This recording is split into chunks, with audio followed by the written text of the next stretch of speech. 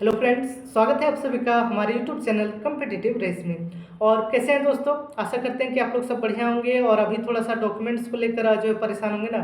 पहले रिजल्ट को लेकर थे, अब डॉक्यूमेंट्स को लेकर और डिपार्टमेंट्स को लेकर बहुत ज़्यादा है। ठीक है, तो चलिए आज की इस वीडियो में हम लोग जो है बात करेंगे डॉक्यूमेंट वेरिफिकेशन को लेकर। आपका जो डाउट है वो क्लियर हो जाएगा।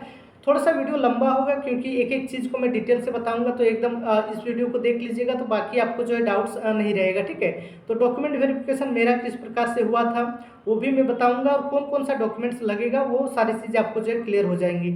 और सबसे पहले तो मैं यही बताऊंगा दोस्तों कि कौन सा डॉक्यूमेंट्स अभी नहीं लगेगा। ठीक है, बहुत से लोगों को जो है बताते हैं कि कौन सा डॉक्यूमेंट्स लगेगा। ठीक है, तो सबसे पहले मैं बताऊंगा कौन सा डॉक्यूमेंट्स नहीं लगेगा। तो एकदम वीडियो को देखिएगा, ज़्यादा स्किप मत कीजिएगा, नहीं तो फिर जो है मिस हो जाएगा। तो चलिए बात करेंगे। और इससे पहले दोस्तों, अगर आप हमारे चैनल में नए जुड़ रहे हैं तो चैनल को सब्सक्राइब कर लीजिएगा, और वीडियो पसंद आ रहा हो तो वीडियो को लाइक भी कीजिएगा। दोस्तों मैं इस चैनल के माध्यम से, देखिए मेरा 4 महीना इस चैनल को बनाया हुआ अभी हुआ है। एक ऑथेंटिक जानकारी इस चैनल के माध्यम से मैं प्रोवाइड करने का कोशिश करता हूँ। आप लोग देख लीजिएगा, जो भी प्रीवियस वीडियो, चाहे वो कट ऑफ को लेकर हो, चाहे रिजल्ट को लेकर हो, एक पॉजिटिव न्यूज़ जो है मैं इस चैनल के माध्यम से आपको देता हूँ। कट ऑफ को लेकर भी देखिएगा, बहुत सारे जो है लोग नेगेटिव चीज़ें बोल रहे थे मेरे बारे में, बट अभी कट ऑफ देखिए लगभग मेरा जो कट ऑफ था वो अनुमान सही था। ठीक है, अब थोड़ा बहुत जो इधर उधर हुआ है 1-2 नंबर का, बाकी कट ऑफ जो है मतलब सही ही रहा है। तो आप लोग जो है कुछ भी इन्फॉर्मेशन चाहिए आप लोग जो है मुझे बता सकते हैं, मैं वीडियो भी बना देता हूँ। बाकी आप टेलीग्राम ग्रुप से भी जुड़ जाइए। ठीक है, अभी उसमें 1500 लोग जो है जुड़े हुए हैं, और ज़्यादातर वहाँ पर सेलेक्टेड कैंडिडेट्स हैं। तो जो भी जो 2025 की भी तैयारी कर रहे हैं उनको भी कुछ गाइडेंस चाहिए, तो आप वहाँ पर ग्रुप में जुड़ सकते हैं। वहाँ पर बहुत सारे सेलेक्टेड कैंडिडेट्स हैं, तो आपका जो है सही से गाइडेंस करेंगे। ठीक है, बाकी डिपार्टमेंट लोकेशन अभी जो है ज्वाइनिंग, ये सारी प्रोसेस को लेकर भी कुछ भी डाउट है तो आप लोग भी जो है जुड़ के वहाँ पर पूछ सकते हैं। तो चलिए वीडियो को शुरू करते हैं और बताते हैं कि क्या क्या चीज़ें होने वाली है। दोस्तों टेक्स्ट बुक लाया है अभी रंग वर्सेस सेल, जो 13 से 14 मार्च तक चल रहा है। तो आज का आपका पास डेट है, लास्ट डेट है, तो इसको जल्दी से परचेज कर लीजिए। इसके तहत जो है ऑफर मिल रहा है अभी। जो ईयरली पास प्रो है वो आपको 395 रुपये में मिल जाएगा, जबकि ईयरली आपका पास प्रो मैक्स जो है वो 483 रुपये में मिल जाएगा, जब आप कंप्लीट कोड यूज करते हैं। तो कंप्लीट कोड का यूज करके जो है आप इसको बाय कर सकते हैं। अभी रंग वर्सेस सेल चल रहा है। इसमें दोस्तों अगर देखें टेक्स्ट बुक पास प्रो का जो फायदा है, इसमें आप 80,000 तक का जो है मॉक टेस्ट दे सकते हैं। 80,000 टेस्ट जो है इसमें आप दे सकते हैं मॉक टेस्ट। साथ ही दोस्तों इसके माध्यम से आप 800 से ज़्यादा एग्जाम का जो प्रिपरेशन कर सकते हैं, तैयारी कर सकते हैं एक पास प्रो खरीद कर। इसमें दोस्तों अभी देखें तो 12 लैंग्वेज में उपलब्ध है, तो ये भी आपके लिए प्रॉफिट है। साथ ही साथ दोस्तों इसमें अभी 27 लाख से ज़्यादा यूज़र जो है एक्टिव है, पास प्रो यूज़र हैं। तो आपको जो है अभी ऑफर दे रहा है टेक्स्ट बुक, तो इसका ज़रूर फायदा उठाइए। और आपको दोस्तों जानते हैं कि कोई भी एग्जाम का प्रिपरेशन कर रहे हैं तो आपको जो प्रीवियस ईयर है या फिर जो आपको जो टेस्ट है, टेस्ट सीरीज लगाना, मॉक लगाना बहुत ज़्यादा ज़रूरी है। डेली आपको मॉक लगाना होता है। तो आप इसमें जो है टेक्स्ट बुक का जो अभी ऑफर चल रहा है इसका ज़रूर फायदा उठाइए। और इसका जो लिंक है डिस्क्रिप्शन में दिया हुआ है। इस वीडियो के डिस्क्रिप्शन में जाइएगा तो आपको लिंक मिल जाएगा, वहाँ से आप इसको जो है परचेज कर सकते हैं। सबसे पहले दोस्तों अगर बात करें कि बर्थ सर्टिफिकेट चाहिए होता है कि नहीं, बहुत सारे लोग पूछते हैं। तो बर्थ सर्टिफिकेट जरूरी नहीं होता है। ठीक है, ना डीबी में या फिर डीबी के बाद भी कहीं पर भी जो बर्थ सर्टिफिकेट जरूरी नहीं होता है, क्योंकि दोस्तों नोटिफिकेशन में क्लियरली लिखा है जो आपका डेट ऑफ बर्थ जो है वो वेरीफाई होगा। आपका 10th का जो सर्टिफिकेट या फिर मार्कशीट है उसी से वेरीफाई होगा। तो आपका जो है यहाँ पर बर्थ सर्टिफिकेट नहीं लगता है। तो ये पहला डाउट आपको क्लियर हो गया। ठीक है, दूसरा बहुत सारे लोग पूछते हैं कि डोमिसाइल सर्टिफिकेट लगता है कि नहीं। कोई कोई बता देते हैं कि सर जो है डोमिसाइल सर्टिफिकेट लगता है, तो कहीं भी डोमिसाइल सर्टिफिकेट की जरूरत नहीं है। ठीक है, एकदम से क्लियरली कोई भी डोमिसाइल सर्टिफिकेट आपको चाहिए नहीं होता है। तो ये हो गया। अब एक डाउट रहता है कि मम्मी पापा का आधार कार्ड जो है वो चाहिए होता है कि नहीं। तो देखिए दोस्तों डीबी में डायरेक्टली तो मम्मी पापा का आधार कार्ड वहाँ नहीं खोजेंगे। ठीक है, जरूरत नहीं होता है। लेकिन ज्वाइनिंग के बाद जो है आपका जो है मम्मी पापा का आधार कार्ड का काम होता है। जैसे आप मान लीजिए एनपीएस जो है अप्लाई करेंगे, तो एनपीएस के लिए आपका जो इनरोल होगा तो उसमें नॉमिनीज भरना होता है। ठीक है, तो उसमें आपको फिर मम्मी पापा को रखेंगे तो उनका जो है डॉक्यूमेंट्स वहाँ पर देना पड़ेगा। सीजीएचएस कार्ड बनाएंगे, हेल्थ जो स्कीम है उसके लिए कार्ड बनाएंगे, सीजीएचएस के लिए अप्लाई करेंगे, तो उसमें आप अपना मम्मी पापा को इनरोल करेंगे उसमें, तो वहाँ पर भी जो है आपको जो है डॉक्यूमेंट्स वहाँ पर चाहिए होगा। तो अगर कुछ करेक्शन करवाना है नाम में होता है, जैसे मेरे में भी प्रॉब्लम था। मेरे जो मम्मी का जो नाम है 10th सर्टिफिकेट में कुछ दूसरा है और मम्मी का जो है आधार कार्ड में दूसरा है। तो उससे प्रॉब्लम मतलब सीजीएचएस ये सब में हो सकता है। तो उसके लिए हो सकता है कि एफिडेविट बनाकर जो है लास्ट में जो कर सकते हैं, या फिर उसमें करेक्शन हो रहा है तो करेक्शन कर लीजिए, ठीक है। सबसे बेस्ट तो यही है ना कि हम जो है करेक्शन अगर हो पॉसिबल है तो करेक्शन करा ले। तो ये जो है मम्मी पापा के आधार कार्ड को लेकर है, ये आपका डीबी में कोई प्रॉब्लम नहीं होगा, और मतलब इसको लेकर आपको ज्वाइनिंग में कोई प्रॉब्लम नहीं होने वाला है, ठीक है। तो ये नहीं चाहिए। कुछ लोग और एक बताते हैं सर डॉक्यूमेंट्स लेमिनेशन करा लिए तो इससे कुछ प्रॉब्लम है क्या? तो कोई नहीं, एक दो कमेंट आता है कभी कभी, ठीक है, बट कोई दिक्कत नहीं, मेरा भी लेमिनेशन ही था, तो लेमिनेशन से भी कोई प्रॉब्लम नहीं है। तो ये सारी चीज़ें हम लोगों ने बात कर लिया जो है क्या क्या नहीं चाहिए होता है, ठीक है। अब जो है कैरेक्टर सर्टिफिकेट ये सब के बारे में बात करेंगे, कास्ट भी है। तो सबसे पहले तो एजुकेशनल सर्टिफिकेट के बारे में बात कर लेते हैं कि कौन कौन सा चाहिए होगा। तो आप ये 10th का सर्टिफिकेट सबसे पहले तो आप रख लेना है, ठीक है। सर्टिफिकेट या फिर मार्कशीट, ठीक है, इसमें डाउट नहीं रखिएगा। कहीं कहीं जैसे सीबीएसई में या फिर कोई कोई स्टेट में क्या है, केवल मार्कशीट ही मिलता है, तो मार्कशीट ही सिर्फ चाहिए, सर्टिफिकेट अलग से नहीं चाहिए, ठीक है। तो सर्टिफिकेट और मार्कशीट अगर आपके पास है दोनों तो दोनों, या फिर एक है तो एक चाहिए होगा, ठीक है। तो ये आपका जो है होना चाहिए, इसमें कोई गलती नहीं होना चाहिए। आप जो फॉर्म में फिलअप किए हैं उसमें आपका नाम या फिर डीओबी जो है, और आपका 10th का मार्कशीट या सर्टिफिकेट में जो डीओबी और नाम है एकदम हूबहू एक्चुअल वही चीज़ें होना चाहिए। स्पेस का भी प्रॉब्लम है, एक लेटर का भी प्रॉब्लम है, तो उसको आप करेक्शन करवाइए या फिर एफिडेविट बना लीजिए, ठीक है। इसमें कोई जो है वो मतलब नहीं चलेगा कि सर चल जाएगा, नहीं चलेगा, कोई नहीं चलने वाला है। इसमें आपको जो है एकदम 100% ये होना है, ठीक है। तो ये हो गया 10th का चाहिए। बाकी दोस्तों जैसे हायर क्वालिफिकेशन आपने कुछ भरा होगा तो उसको भी आपको जो है वहाँ पर डॉक्यूमेंट्स चाहिए होगा। दोस्तों हायर एजुकेशन में अगर आपने मान लीजिए 12th किया है, ग्रेजुएशन किया है, तो उसका भी सर्टिफिकेट मार्कशीट जो भी है वो आपको वहाँ पर लगेगा। बट इसमें थोड़ा बहुत अगर प्रॉब्लम है तो इसको करेक्शन करवा लीजिए। और मतलब डिग्री का प्रॉब्लम होता है कि सर डिग्री जो है वो आया नहीं है, प्रोविजनल है, तो प्रोविजन भी जो है चल जाएगा। मार्कशीट है तो मार्कशीट दिखा दीजिए तो ये चल जाएगा, ठीक है। इसमें रिजेक्ट करेंगे ऐसा कुछ है नहीं। तो आपको जो है ये सब डॉक्यूमेंट तैयार रखना है। अगर मतलब आपका पॉसिबिलिटीज़ है कि आप निकाल लेंगे, आप मान लीजिए ग्रेजुएशन कर रहे हैं या फिर ग्रेजुएशन का डिग्री जो है अभी आया नहीं है, पॉसिबिलिटी है कि आ जाएगा, या फिर आप जो है ला सकते हैं तो उसको ले लीजिए, ठीक है। ऐसा नहीं कि सर काम चल जाएगा ना, तो काम चलाने वाला बात नहीं करना है, ठीक है। अपनी साइड से जो है सेफ होना है। तो आपको जो है डॉक्यूमेंट्स अगर हायर एजुकेशन का मिल रहा है, निकल जाएगा, बन सकता है तो वो कर लीजिए। बाकी प्रोविजनल वो सब में भी होगा तो वो चल जाता है, उसमें दिक्कत नहीं है। तो ये हो गया। बाकी आइडेंटिटी सर्टिफिकेट में दोस्तों, आइडेंटिटी में तो सर्टिफिकेट नहीं, जैसे आधार कार्ड, पैन कार्ड, ये सब में बात करें तो आधार और पैन ये दोनों तो कंपलसरी मान लीजिए, ठीक है। आधार और पैन दोनों चाहिए एकदम। इसमें जो है नाम उनका अगर कुछ प्रॉब्लम है तो इसको करेक्शन अभी करा लीजिए, करेक्शन करा लीजिए। और नहीं हो रहा है तो आपको जो है एफिडेविट बनाना होगा। पैन कार्ड मस्ट है अभी, क्योंकि ज्वाइनिंग के तुरंत बाद ही आपको जो है पैन कार्ड, तो वो बिना पैन कार्ड के सैलरी नहीं बनता है, ठीक है। बिना पैन कार्ड के प्रान नंबर नहीं जनरेट होगा, नहीं आपका सैलरी बनेगा। तो आपको जो है प्रान ये आपको पैन कार्ड और आधार कार्ड ये दोनों आपको जो है कंपलसरी है। इसको जो है नामों में कुछ प्रॉब्लम है तो आप करा सकते हैं। बाकी एड्रेस को लेकर उतना इशू नहीं होता है, एड्रेस में थोड़ा बहुत प्रॉब्लम है तो वो दिक्कत नहीं होता है, ठीक है। एड्रेस में वो चल जाता है, एड्रेस को लेकर प्रॉब्लम नहीं है। वहाँ पर जब आपको जो मतलब बताया जाएगा, बोला जाएगा, तो फिर आप सही से एड्रेस भर देंगे तो उसमें दिक्कत है नहीं, ठीक है। तो ये सारी बात होगी एजुकेशनल आइडेंटिटी सर्टिफिकेट के बारे में। अब हम लोग जो है कास्ट सर्टिफिकेट के बारे में बात करते हैं। उसके बाद लास्ट में हम लोग कैरेक्टर और मेडिकल और अटेस्टेशन फॉर्म जो आएगा उसके बारे में भी बात करेंगे। तो कास्ट सर्टिफिकेट को लेकर बहुत ज़्यादा जो है इशू है, बट इसमें मैं यही बताऊँगा दोस्तों, जैसे जो कास्ट सर्टिफिकेट है EWS OBC SC ST, इसका क्या है कि आपको डाउट जो है वो हमेशा रह ही जाएगा, ठीक है। थोड़ा ना थोड़ा डाउट रहेगा ही जब तक कि आपका ज्वाइनिंग ना हो जाए, क्योंकि इसमें कोई यूनिफॉर्मिटी है नहीं।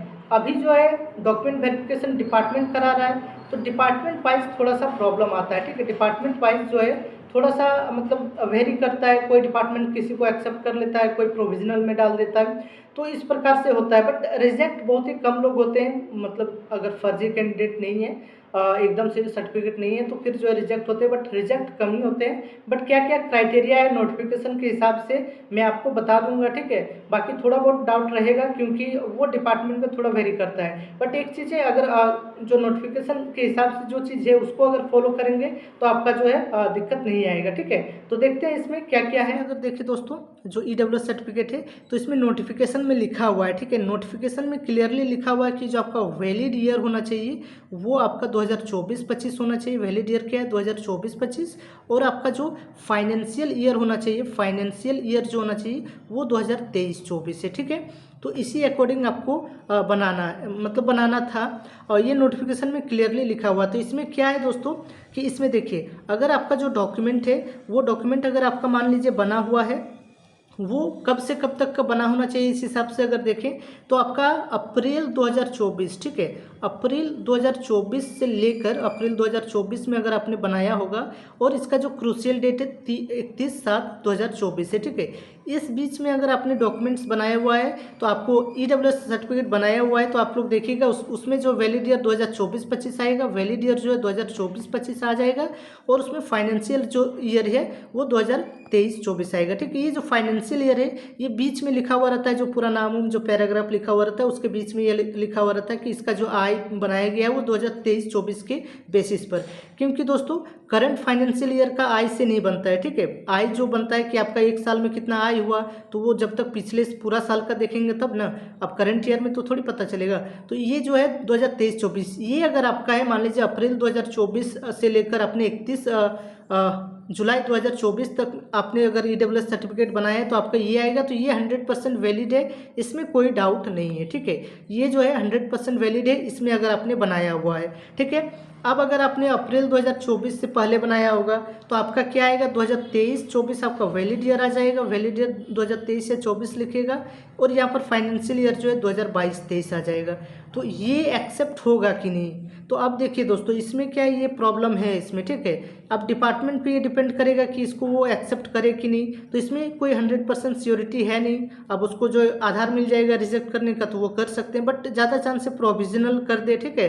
और कुछ आपको जो उपाय दे इसमें, जो एफिडेविट बनाकर या फिर ये बताकर कि हाँ भाई इस जो ये वाला जो है 2024-25 या फिर फाइनेंशियल ईयर 2023-24 में भी मैं जो है EWS से बिलोंग करता था, मेरा इनकम जो है उस हिसाब से नहीं था, तो वो उस तरीके से एफिडेविट बना के या फिर कुछ साइन करवा के जो ब्लॉक लेवल से या फिर जहाँ से भी बनता है तो वहाँ से लाने के लिए बोल सकते हैं, तो इसमें प्रोविजनल दे सकते हैं, ठीक है। मुझे नहीं लगता कि डायरेक्ट रिजेक्ट करेंगे अगर आपका इस प्रकार से है। अब बात है दोस्तों, मान लीजिए 31 जुलाई 2024 के बाद भी अगर EWS सर्टिफिकेट बनता है 31 जुलाई 2024 के बाद भी, तो भी आपका यही वैलिड ईयर और यही फाइनेंशियल ईयर लिखा जाएगा अभी मार्च 2025 तक, ठीक है। मार्च 2025 तक जो है अभी आपका सेम ही रहेगा। तो क्या ये वैलिड होगा कि नहीं, यहाँ पर प्रॉब्लम आ रहा है क्रूशियल डेट का, ठीक है, कि आपका क्रूशियल डेट के बाद का है। तो मुझे लगता है कि इसको एक्सेप्ट कर लेंगे, ज़्यादा चांस है कि जो ये क्रूशियल डेट के बाद भले ही हो, बट अभी मान लीजिए 2025 में भी बना है तो पर भी, या फिर अगर मान लीजिए अप्रैल 24 के बाद बना हुआ है तो आपका मान लीजिए क्रूशियल डेट के बाद भी, तो ज़्यादा चांस है कि इसको वैलिड कर ले, मेरे अनुसार ये है, ठीक है। बाकी डिपार्टमेंट में किस प्रकार से अलग अलग डिपार्टमेंट, इतना सारा डिपार्टमेंट है आप लोग भी जानते हैं, तो थोड़ा बहुत इधर उधर हो सकता है, बट मुझे लगता है कि आपने क्रूशियल डेट के बाद भी बनाया है तो आपका ये जो वैलिड ईयर यही लिखेगा और फाइनेंशियल ईयर यही आएगा, तो इसमें ज़्यादा चांस है कि आपका जो है वैलिड हो जाए, ठीक है। तो ये जानकारी है, इतना ही मुझे जानकारी था तो मैंने आपको जो है बता दिया। अब जो दोस्तों इसमें और एक चीज़ है फॉर्मेट को लेकर, ठीक है। फॉर्मेट को लेकर जैसे यूपी में देखिएगा हिंदी फॉर्मेट में, ठीक है, यूपी में क्या है हिंदी में फॉर्मेट में है, और SSC ने जो है इंग्लिश में लिखा हुआ है, तो इसमें कोई प्रॉब्लम नहीं है, बहुत ज़्यादा बड़ा कोई प्रॉब्लम नहीं है, ठीक है। फॉर्मेट में उतना दिक्कत नहीं होता है, फॉर्मेट में अगर हिंदी में भी है तो वो उसको एक्सेप्ट कर लेंगे। अब हिंदी में यूपी में बना रहे हैं तो अब क्या करें, आपका जो इशू जो किया होगा जो अथॉरिटी है वो करेक्ट है तो फिर इसमें कोई दिक्कत नहीं है, ठीक है। फॉर्मेट में उसमें ज़्यादा प्रॉब्लम नहीं होगा, कोई दिक्कत नहीं होगा इसमें, ये हम लोग मान सकते हैं। तो ये हो गया आपका जो है EWS सर्टिफिकेट के बारे में। अब सबसे ज़्यादा जो है OBC के बारे में भी चर्चा रहता है, ठीक है।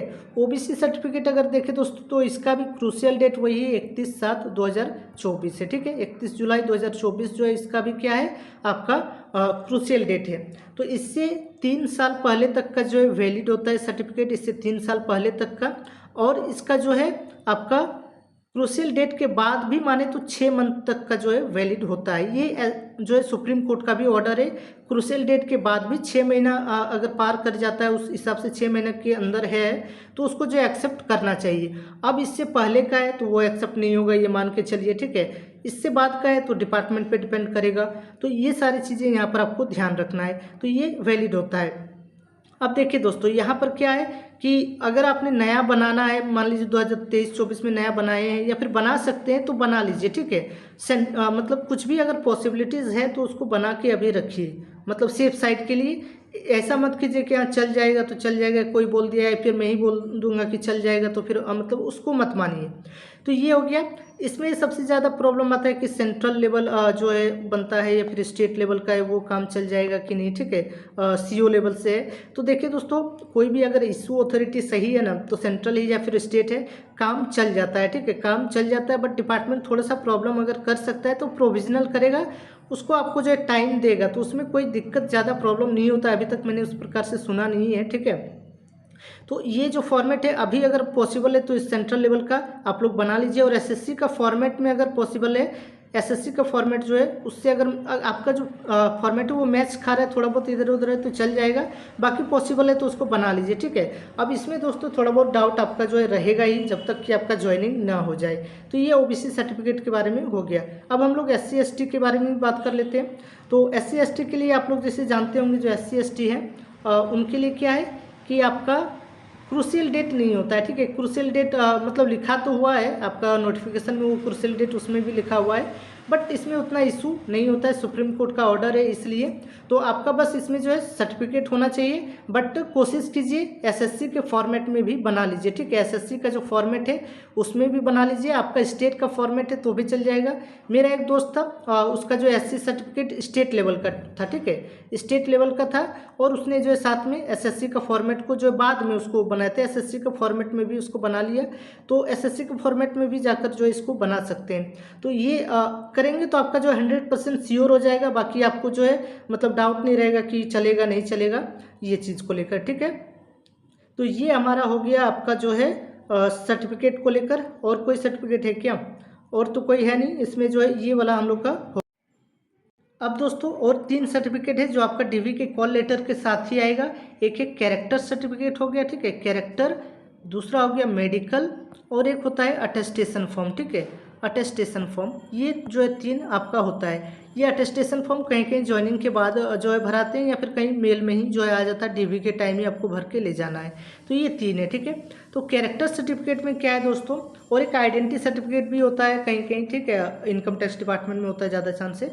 तो इसमें क्या है कि इसमें आपका जो है नाम उम लिखा हुआ रहेगा, ठीक है, नाम लिखा हुआ रहेगा, और लिखा हुआ रहेगा कि मैं इसको इतना साल से जानता हूँ। और यहाँ पर एक गेजेटेड ऑफिसर का जो है साइन चाहिए होता है, ठीक है। गेजेटेड ऑफिसर का जो है आपको साइन करवाना है, बस साइन और मुहर ही लगवाना होता है, ठीक है। उसमें और क्या होता है कि इसमें साथ ही साथ ये भी लिखा हुआ रहता है कि अटेस्टेड करवाना है एसडीएम या फिर जो है मजिस्ट्रेट लेवल से, ठीक है, मजिस्ट्रेट से जो है आपको अटेस्टेड करवाना है। अटेस्टेड कराने के लिए भी जो है बोला जाता है इसको, जो कैरेक्टर सर्टिफिकेट होता है।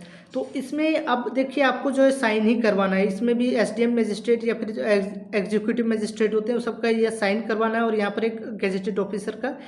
तो दोस्तों इसमें देखिए आपको साइन करवाना है, तो क्या साइन हो जाएगा? तो ये आपके वहाँ किस प्रकार से कैसे होता है वो आपको देखना होगा।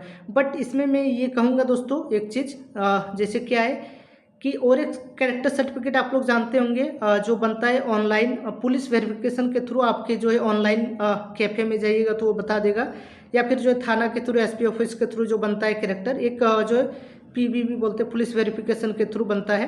तो वो अगर अभी अप्लाई कर देंगे और वो बना लेंगे तो इससे क्या होगा, जो गेजेटेड ऑफिसर है या फिर जो एसडीएम है वो आपको जो है कैरेक्टर में जो फॉर्मेट आएगा उसमें साइन करने में जो है आसानी होगी, उसमें वो जल्दी से साइन कर देगा, ठीक है। क्योंकि एसडीएम या फिर जो गेजेटेड ऑफिसर है वो पर्सनली आपको जानता नहीं है, ठीक है, वो पर्सनली आपको जानता नहीं है, तो फिर उसमें वो बोल सकता है साइन कैसे करेगा। तो उसमें वो मांग सकता है कि जो पुलिस वेरिफिकेशन के थ्रू आपका जो कैरेक्टर उसको पता चल जाएगा, तो फिर जो है आपको उसमें वो साइन कर देगा। अब मेडिकल सर्टिफिकेट की बात करें दोस्तों, तो मेडिकल में क्या है, इसमें आपको जो है चीफ मेडिकल ऑफिसर का साइन करवाना होता है। चीफ मेडिकल ऑफिसर जो होता है आपके डिस्ट्रिक्ट हॉस्पिटल में, जो गवर्नमेंट हॉस्पिटल है उससे जो है आपको साइन करवाना होता है। तो इसमें कुछ लोग पूछ रहे थे कि अलग डिस्ट्रिक्ट में जाकर जो है साइन करवा सकते हैं कि नहीं, तो वो करवा सकते हैं, उसमें कोई दिक्कत नहीं कि अलग डिस्ट्रिक्ट से भी करवा सकते हैं। बट हाँ, अगर आपका मान लीजिए ऐसा भी होता है कोई कोई डिपार्टमेंट डायरेक्ट जो आपका डिस्ट्रिक्ट का मेडिकल ऑफिसर है, चीफ मेडिकल ऑफिसर, वहाँ पर जो है वो मेल करके या फिर लेटर लिख के वो बता देता है कि जो इतने लोगों का आपको जो मेडिकल करना है, तो फिर जो है उस कंडीशन में आपको अपना ही डिस्ट्रिक्ट में कराना होगा, ठीक है। अगर डिपार्टमेंट की तरफ से ऐसा कहा जाता है तो, और नहीं कहा जाता है, बस ये लिखा हुआ रहेगा डीबी में, कॉल लेटर में, कि आपको जो है सीएमओ से करवाना है, सीएमओ लेवल से बस करवाना है, तो फिर आप जो है अलग डिस्ट्रिक्ट में जाकर भी वो करा सकते हैं, उसमें प्रॉब्लम नहीं है, ठीक है। बट अगर डिपार्टमेंट में डायरेक्टली वो बोला गया है, एड्रेस वो आपको दे रहा है कि इसी एड्रेस में यही डिस्ट्रिक्ट हॉस्पिटल में कराना है, तो फिर आपको जो है वहीं से करवाना होगा। अब इसमें दोस्तों बात करें कि क्या क्या चेकअप होगा, तो चेकअप का देखिए दोस्तों वो बोलेंगे, ठीक है। ऐसा नहीं है कि एकदम से आपका जो है सर्टिफिकेट बना देंगे पैसा लेके, एक दो जगह ऐसा कुछ हो सकता है, बट डायरेक्टली तो एकदम से नहीं। ये चेकअप के लिए बोल सकते हैं वहाँ गवर्नमेंट हॉस्पिटल में ही, जैसे एक्सरे हो गया या फिर आपका जो है आई चेकअप हो गया, ठीक है। ये सब चीज़ें होंगी, टीथ चेकअप, जो भी है आपका चेकअप के लिए, ब्लड टेस्ट, ये सब करने के लिए वो बोलेंगे, ठीक है। वो रिपोर्ट वो देखने के बाद ही जो है वो साइन करेंगे। बट इसमें कोई ज़्यादा प्रॉब्लम नहीं है। एमटीएस के लिए, हवलदार के लिए कोई हार्ड आर्मी वाला ऐसा मेडिकल नहीं है। जैसे कलर विजन ये सब, थोड़ा सा आई साइट कम है, ये हुए तो वो सब चल जाएगा, ठीक है। उसमें कोई मेडिकल में प्रॉब्लम नहीं होगा, ठीक है। इसमें दिक्कत आपको नहीं है। अटेस्टेशन की बात करें तो ये तो अभी बताना कोई ये नहीं है, बहुत बड़ा फॉर्म होता है, ठीक है, 3-4 पेज का, तो उसको भरना होता है। तो वो जब आ जाएगा अटेस्टेशन फॉर्म तब हम लोग देख लेंगे, ठीक है, तब जो है उसको बात कर लेंगे। तो मेरे हिसाब से तो इतना ही था। बाकी कुछ अगर आप लोग को डाउट होगा तो आप लोग जो है बता सकते हैं कमेंट में। अब डाउट नहीं होना चाहिए, इतना जो है मैंने मेहनत से बनाया है, बताया है सबको। तो आप लोग जो है चैनल को दोस्तों सब्सक्राइब कर लीजिएगा और टेलीग्राम ग्रुप से भी आप लोग जो है जुड़ जाइएगा। तो चलिए दोस्तों, फिर मिलते हैं अगले वीडियो में, तब तक के लिए आप सभी का धन्यवाद।